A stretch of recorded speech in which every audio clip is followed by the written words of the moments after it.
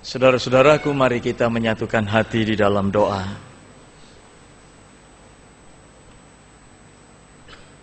Tuhan, tanpa Engkau memang kami tidak mampu bertahan. Juga tidak mampu bertahan menghadapi godaan dunia ini dengan segala kesenangan dan kenikmatannya. Sehingga tanpa Engkau kami cenderung untuk mengikuti keinginan kami dan tidak mengikuti perintah-Mu.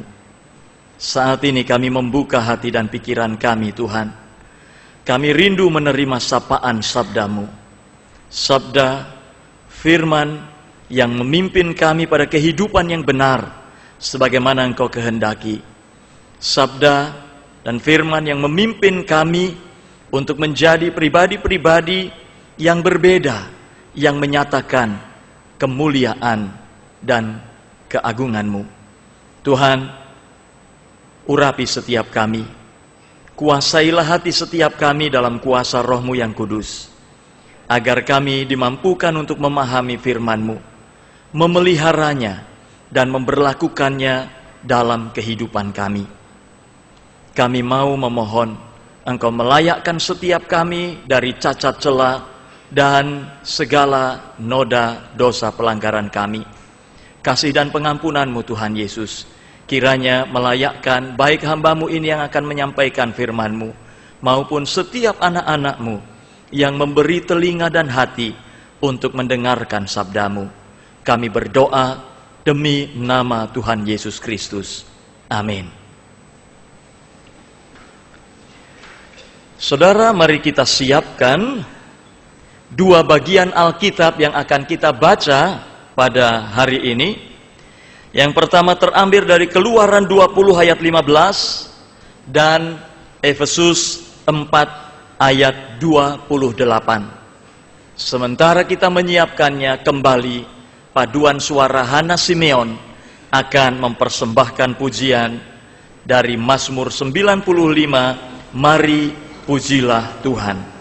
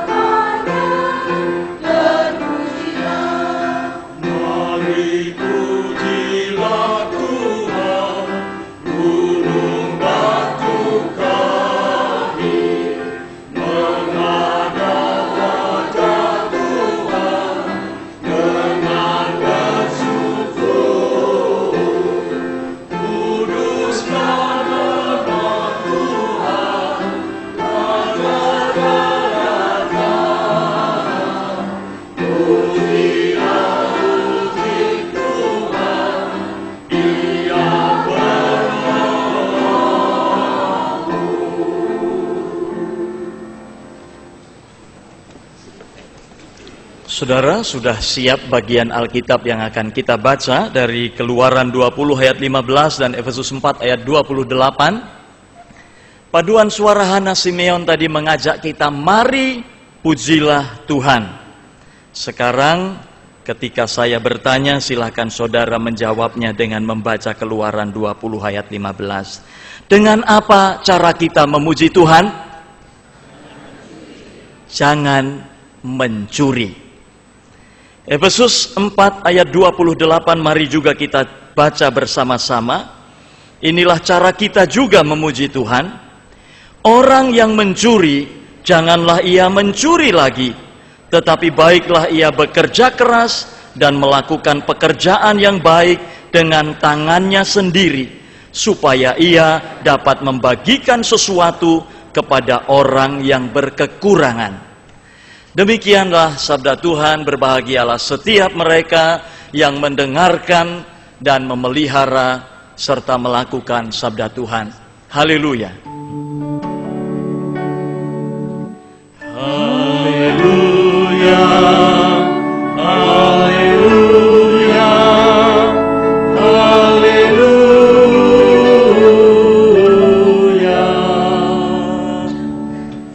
Selamat hari Minggu, saudara-saudaraku. Apa kabar? Baik, karena kasih setia Tuhan senantiasa dinyatakan di dalam kehidupan setiap kita. Saudara-saudara, tema hari ini sangat jelas, pendek, lugas, dan gamblang. Jangan mencuri.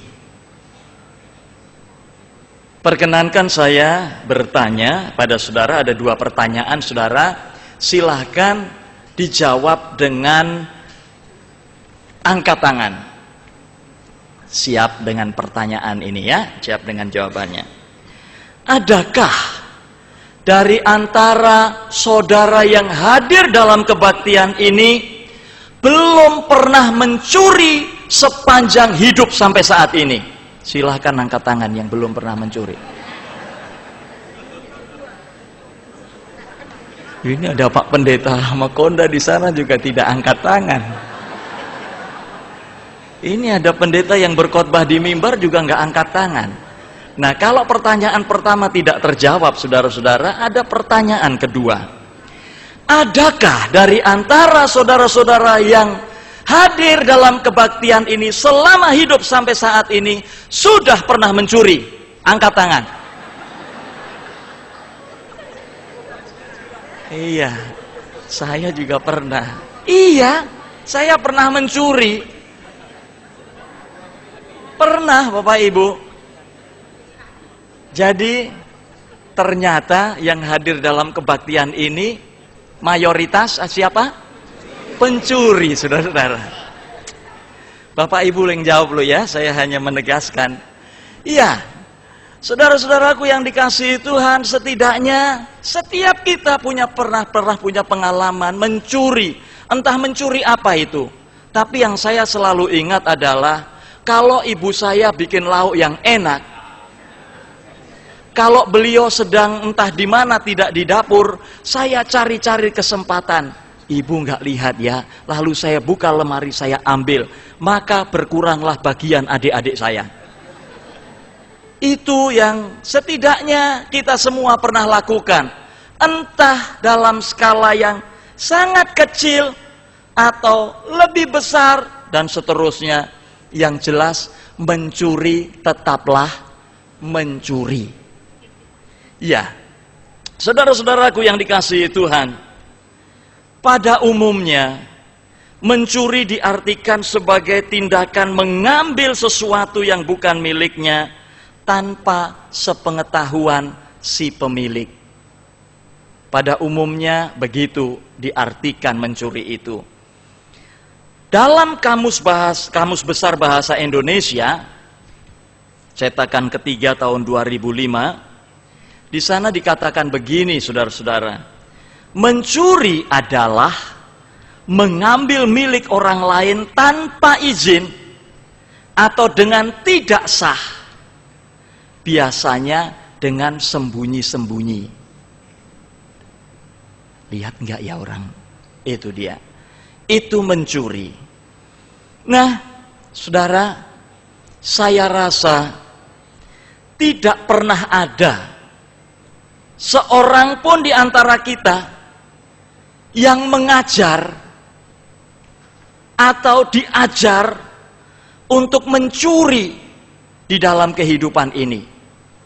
Pernah enggak saudara, orang tua kita membisiki kita, "Nak, jadilah pencuri.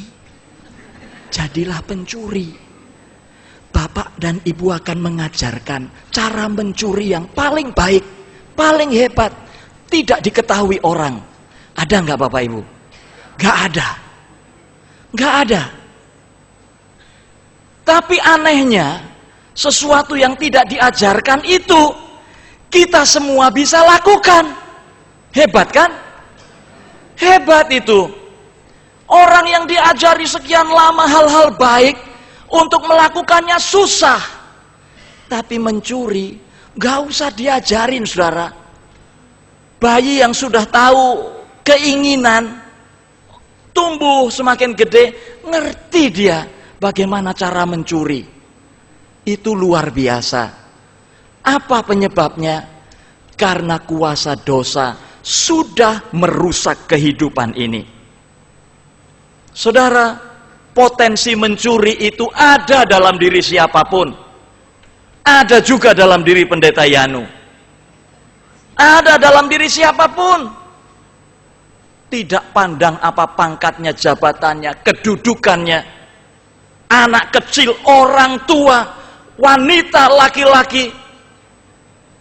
Bahkan yang setengah wanita, setengah laki-laki. Bisa juga mencuri. Karena potensi itu ada di dalam setiap kita. Nah, itu sebabnya saudara-saudara, Tuhan memberikan hukum. Jangan mencuri. Jangan mencuri. Mencuri itu tidak lebih sepele dibanding membunuh dan berzina. Mengapa? Karena mencuri itu bisa menghancurkan sendi-sendi kehidupan bersama. Saudara, seorang teolog bernama William Barclay mengategorikan perintah jangan mencuri ini sebagai basic commandment. Basic commandment, titah dasar. Dan itu berarti ibarat sebuah bangunan.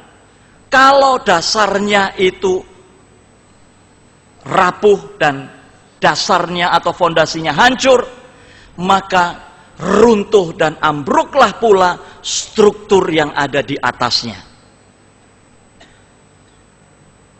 Luar biasa dampak dari mencuri ini. Pendeta Eka Dharma Putra almarhum mengatakan, jangan mencuri itu menjadi syarat mutlak bagi terselenggaranya kehidupan bersama dalam suatu masyarakat. Saudara bisa bayangkan, andai kata di tempat saudara tinggal di RT 5 atau RT 3, RW 2 dan seterusnya, banyak pencurinya.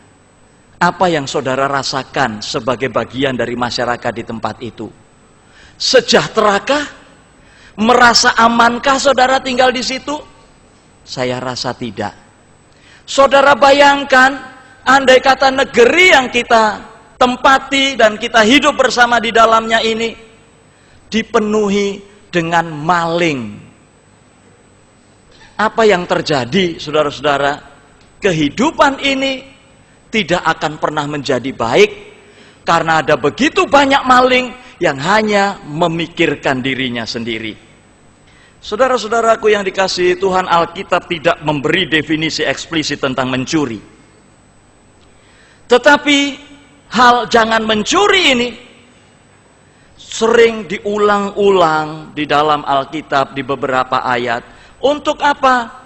Untuk menegaskan betapa seriusnya Tuhan akan dosa mencuri. Serius, karena mencuri itu potensinya ada di dalam setiap kita. Kalau kehidupan ini diwarnai dengan saling mencuri, saudara bisa membayangkan apa yang akan terjadi dalam kehidupan bersama. Juga dalam suratnya kepada jemaat di Efesus, saudara-saudara, Paulus mengingatkan, orang yang mencuri, jangan ia mencuri lagi. Kenapa? Rupa-rupanya di tengah-tengah jemaat di Efesus itu banyak maling, banyak pencuri. Orang yang sudah jadi Kristen pun masih saja memelihara kebiasaan mencuri. Kenapa? Mungkin saja malas, tidak mau bekerja, sehingga buat apa saya kerja capek-capek, nyuri aja milik orang lain. Saudara-saudaraku, sebaliknya, instead of atau sebagai ganti mencuri tadi, Paulus mendorong jemaat untuk bekerja keras. Tujuannya apa? Agar bisa berbagi. Kalau mencuri itu mengambil, maka setiap orang Kristen mestinya punya kerinduan hati, bukan mengambil milik orang lain, tetapi memberi dari apa yang dimilikinya untuk orang lain. Saudara-saudaraku yang dikasihi Tuhan, mengapa Tuhan melarang dan memberikan perintah jangan mencuri, dan Paulus mengencourage orang Kristen untuk tidak mencuri lagi, tapi bekerja keras agar bisa berbagi? Karena satu hal, hakikat Tuhan itu adalah pemberi, mengaruniakan. Dia tidak mengambil apa yang tidak menjadi haknya, karena memang semua itu ada di dalam kuasa dan hak Tuhan. Kalau Tuhan mengambil sesuatu dari seseorang, itu karena memang dia memiliki hak untuk mengambilnya, sebab dia yang memberikannya. Tetapi hakikat Tuhan adalah memberi, memberi dan memberi, mengaruniakan, menganugerahkan. Dan setiap orang Kristen juga dirindukan tumbuh menjadi pribadi-pribadi yang hidup dengan kerinduan untuk memberi, bukan mengambil. Saudara-saudaraku, jika dulu koran-koran kita sangat sering memberitakan pencurian-pencurian yang berskala kecil, sandal hilang di rumah ibadat, sepatu dengan merek yang agak mentereng hilang, lalu curi ayam, curi motor, dan seterusnya. Sekarang ini, saudara-saudara, baik media cetak maupun elektronik gencar memberitakan pencurian-pencurian besar, nilainya miliaran, puluhan, ratusan miliar, dan gencar juga menangkap pencuri-pencuri besar itu. Saudara, pencuri-pencuri besar itu kita sebut apa? Koruptor. Koruptor. Hakikat dari korupsi itu adalah mencuri karena mengambil sesuatu yang bukan haknya. Dan ini mengindikasikan bahwa pencurian, sikap mental mengambil apa yang bukan menjadi haknya, mencuri itu seperti fenomena gunung es. Saya yakin yang ketangkep itu kira-kira kalau gunung esnya itu sahuhah begini, itu tuh cuma kecil aja yang ketangkep. Yang belum ketangkep masih gedenya gak karu-karuan, saudara. Tetapi kita berharap supaya yang gede itu juga akan terangkat ke atas, sehingga negeri ini memang bebas dari korupsi. Saudara-saudaraku yang dikasihi Tuhan, Transparency International, sebuah lembaga yang melihat indeks korupsi di suatu negara, pada tanggal 8 Juli 2013 merilis satu berita, satu penelitian yang menunjukkan bahwa Indonesia itu berada pada peringkat 118 dari 174 negara dengan Corruption Perception Index atau CPI, Indeks Persepsi Korupsi, sebesar 32. 0 itu untuk negara dengan level korupsi tertinggi, dan 100 itu dengan negara dengan level korupsi terendah. Indonesia indeksnya 32, masih di bawah 50. Itu artinya tingkat korupsinya gede banget. Pada tahun 2011 Indonesia berada di posisi 100. Kalau tadinya 118, anjlok. Dari posisi 100 menjadi 118. Ya. Indonesia berada pada posisi 100 di tahun 2011, tetapi kemudian pada penelitian yang dirilis 8 Juli 2013 itu sudah berada di posisi 118. Dan itu berarti bahwa pencurian di Indonesia, korupsi itu semakin menggila. Indonesia termasuk negara 56 terbesar dalam korupsi. Kalau 56 terbesar dalam kejujuran hebat ya, tapi ini korupsi ini mengerikan sekali. Saudara-saudaraku, dengan melihat kenyataan ini, apa yang sesungguhnya sedang terjadi di tengah kehidupan berbangsa dan bernegara ini? Adakah para koruptor itu juga orang-orang yang setiap kali datang dan duduk di gereja untuk mendengarkan firman Tuhan? Adakah? Ada. Itu artinya korupsi tidak pandang siapa dia, agamanya apa, bisa saja korupsi. Saudara, apa yang sedang terjadi di tengah-tengah kehidupan bangsa ini? Yang sedang terjadi adalah keserakahan. Dan keserakahan itu adalah wujud nyata dari ketidakmampuan seseorang untuk mensyukuri berkat Tuhan. Keserakahan membuat orang menjadi tidak jujur di dalam kehidupannya. Kenapa? Karena dia selalu pengen lebih dan pengen lebih. Ada Pemeo mengatakan, orang yang jujur sekarang ini hidupnya hancur, saudara. Itu orang bilang. Hancur kenapa? Karena dia tidak mampu memiliki seperti apa yang dimiliki oleh orang-orang lain yang mencuri. Firman Tuhan tidak dilihat lagi. Yang dilihat adalah materi. Tingkat kehidupan seseorang dikatakan berhasil jika dia memiliki materi yang lebih. Tapi bagaimana materi itu dicari? Orang tidak berpikir, apakah dia melanggar apa yang Tuhan perintahkan atau tidak. Saudara-saudaraku, keserakahan membuat orang tidak jujur, dan ketidakjujuran itu melahirkan kerugian pada diri sendiri maupun pada orang lain, juga lembaga dan negara. Saudara-saudaraku, seiring dengan kemajuan teknologi ini, semakin canggih pula cara orang mencuri. Tapi saya memang tidak tahu bagaimana kecanggihan teknologi itu dipakai untuk mencuri. Para pencuri ini tidak peduli lagi pada orang lain. Memang gua pikirin, katanya. Yang menjadi paling utama dalam dirinya adalah kepentingan diri, penumpukan materi, semakin rakus dari hari ke hari. Tidak pernah bersyukur atas berkat ilahi, apalagi mau hidup berbagi. Yang dipikir cuma dirinya sendiri. Hakikat mencuri, saudara, adalah mengambil milik orang lain.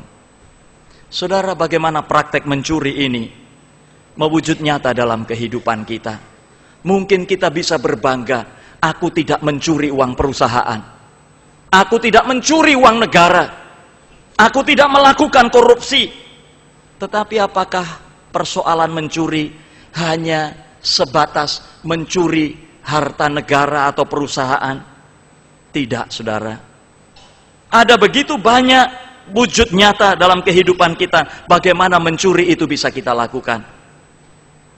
Ketika saudara, barangkali ada banyak saudara di sini yang punya perusahaan atau toko atau apapun, dan saudara punya karyawan Ketika saudara menahan hak karyawan yang mestinya menjadi hak dia, saudara tidak memberikan itu kepada mereka,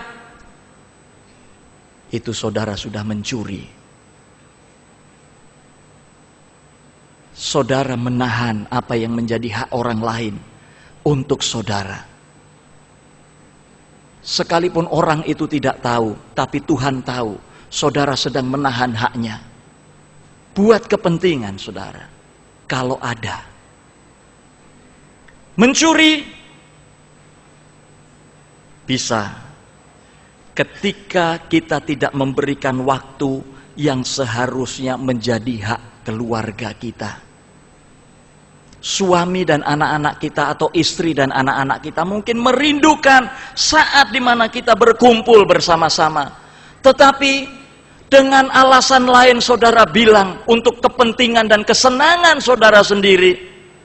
Saudara bilang, maaf papa atau mama, waktu ini tidak bisa berkumpul karena sedang ini dan itu. Padahal saudara sedang melakukan sesuatu yang hanya menyenangkan diri saudara. Saudara mencuri waktu yang mestinya saudara berikan bagi keluarga saudara.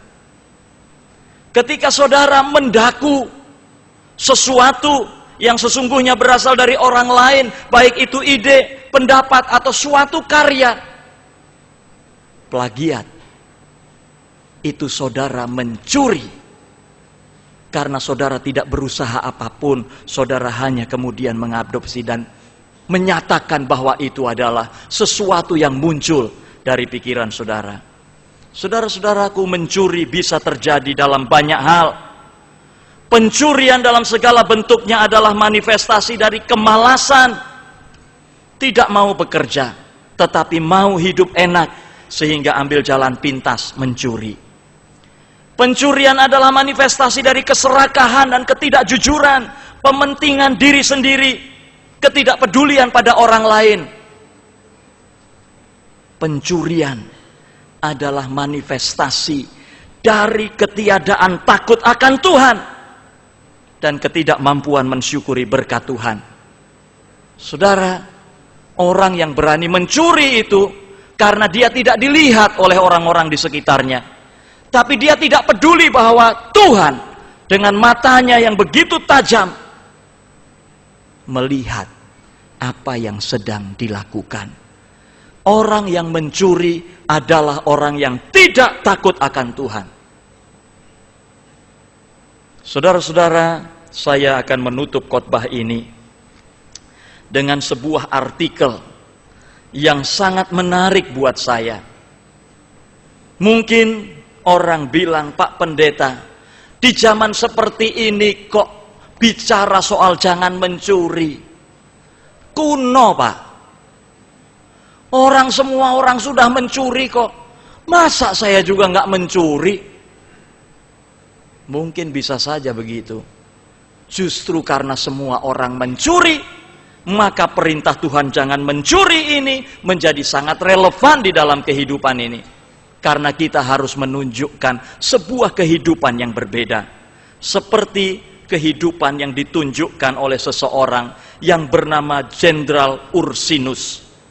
Namanya adalah Ursinus Elias Medelu, jabatan terakhirnya Inspektur Jenderal. Saudara bisa googling dan saudara bisa mengetik Ursinus, akan muncul beberapa artikel dan saya memilih satu artikel, tak mau korupsi, Jenderal Ursinus sampai pinjam uang mertua. Saudara pengen dengar ceritanya? Pengen saudara? Oke, saya bacakan. Supaya kalau nanti muncul di YouTube, saya tidak dituntut oleh siapa-siapa. Di tag terkait ada berita yang walau cuma sebuah lemari, Jenderal Ursinus tak mau disuap. Jenderal Ursinus tak tergiur uang BPKB ratusan juta. Jika jenderal polisi lain punya harta hingga ratusan miliar, di sini ditulisnya 100 miliar, maka Bapak Korps Lalu Lintas Polri Inspektur Jenderal Ursinus Elias Medelu malah hidup pas-pasan. Ursinus menjabat komandan lalu lintas Polri tahun 1965 sampai 1972. 7 tahun dia berada di lingkungan yang sangat basah. Tapi jenderal ini sama sekali tak berpikir untuk korupsi.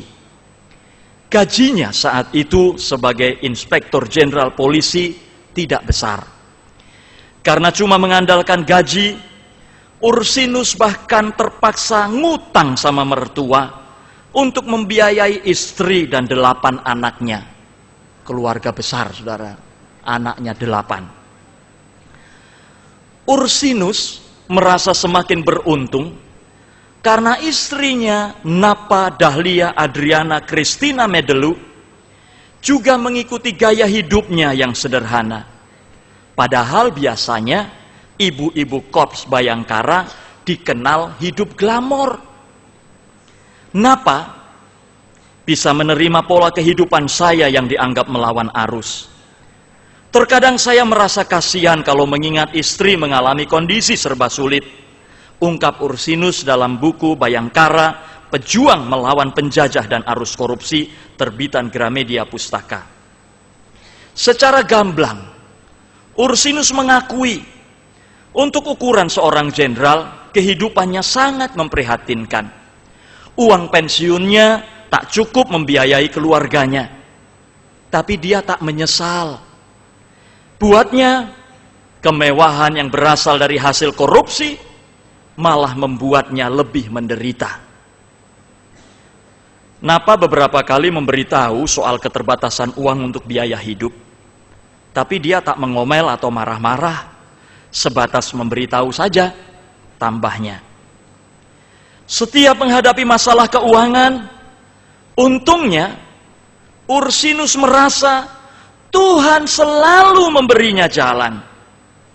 Melalui mertuanya, orang tua Napa yang hidup berkecukupan, jenderal polisi itu malah harus meminjam uang untuk sekadar mengisi perut anak-anak dan istrinya. Napa biasanya meminjam uang dulu dari ibu saat kita sangat membutuhkan. Tapi kita disiplin, setelah gajian harus dibayar kembali, kisahnya. Ursinus merasakan kehebatan sang istri yang berjuang bersamanya dalam hidup yang pas-pasan.